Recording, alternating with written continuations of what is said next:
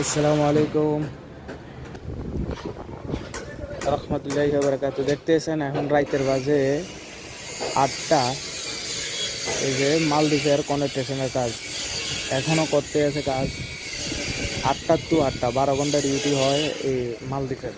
দেখছেন, বিদেশের বাড়িতে আসলে দিনের 8টা থেকে রাইতেরও 8টা পর্যন্ত 12 ঘন্টা ডিউটি হয়।